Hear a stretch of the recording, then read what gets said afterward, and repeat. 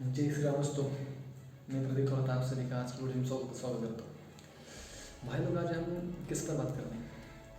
आज हम गरीब देशों के ऊपर बात करने वाले हैं। आज आपको पता है आज अब नया वायरस आ गया, मतलब कोरोना का नया म्यूटेशन हो गया। कहाँ से हो गया? दक्षिण अफ्रीका से हो गया। उसका नाम है ओमिक्रॉन। उसको लेकर सभी विश्व में बड़गंज मचाई हुई है। सब लोग डर गए। हमारे भारत की मीडिया तो बहुत ऊपर गई। अभी WHO ने कहा भी नहीं, ये अपना शोध लगाकर हो गए, लोगों को डरा रही। लेकिन गाइस,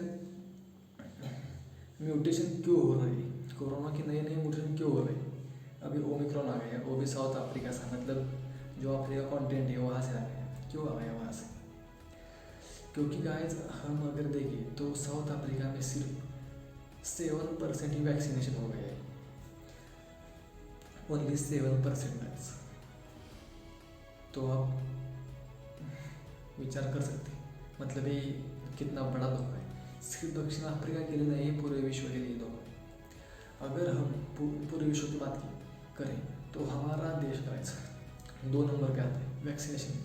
1 नंबर पे चाइना है, 2 नंबर पे भारत है, और टॉप 5 देशों में हमारा देश आता है। वो क्यों आता है?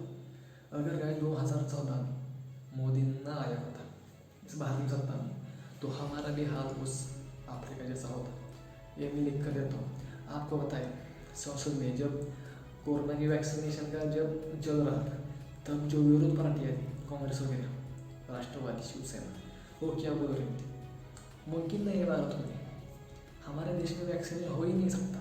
इतनी बड़ी आबादी, 135 करोड़ की आबादी, और इन सब लोगों को वैक्सीन देना मामूली बात नहीं। गाइस, सबको वेकेशन पड़ा था, मुझको भी पड़ा है, आपको भी पड़ा था उस टाइम, मतलब 8-9 महीने पहले। हमें वैक्सीन कब मिलेगी? 3-4 साल लगेंगे। सब लोग कहते 3-4 साल लगेंगे, क्योंकि उनका माइंड वैसा ही हो गया था। जैसा कांग्रेस 70 साल में था, वैसा उनका माइंड हो गया था। उन्हें पता नहीं था मोदी क्या कर सकता है। Thank you Modi ji. अब मुझे भी एक वैक्सीन लगी। हमारे देश में 80% लोगों को फर्स्ट वैक्सीन का डोज लगा है। सेकेंड वैक्सीन का डोज 45-50% लोगों को लगा है। आप देख सकते हैं भारत कितनी आगे है गाइस। इसलिए भारत में अब म्यूटेशन नहीं हो रहा।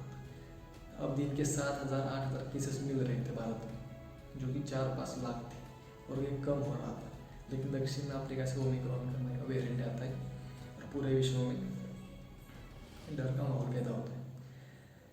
लेकिन गाइस, दक्षिण अफ्रीका में आप ओनली 7% है। आप अगर हम देखा जाए तो यह अच्छी बात नहीं है। हमारे देश को हमें सिखाया गया है, हमारे पूर्वजों ने सिखाया गया है, हमारे धर्म ने क्या सिखाया गया है? वसुधैव कुटुंबकम, मतलब पूरा विश्व ही हमारा कुटुंब है। अगर ये हम ऐसे मान के चले तो हम सब बच सकते हैं। अगर हमने ऐसे नहीं माना तो हम ऐसे नए वेरिएंट आ सकते हैं गाइस। इसलिए आपको पता होगा, मोदी ने वैक्सीन बाहर के देशों को क्यों दी थी, गरीब देशों को क्यों दी थी?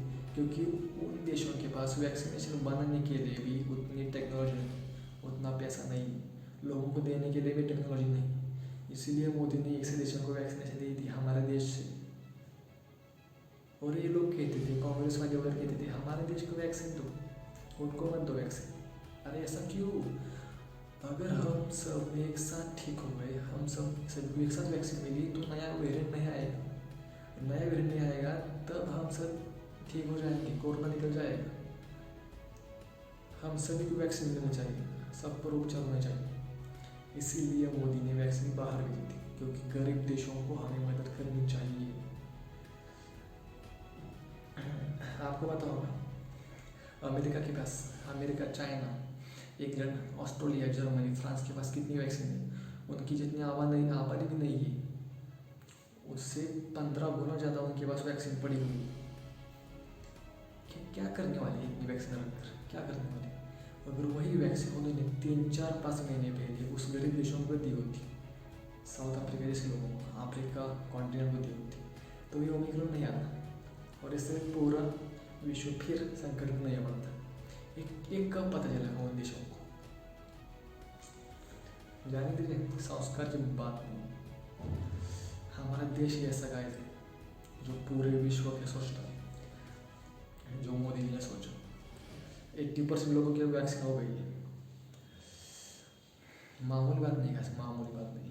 100 करोड़ लोगों को वैक्सीन लगी है, 100 करोड़ लोगों को। और एक ऐसी वैक्सीन लगी है, आपने भी देखा है।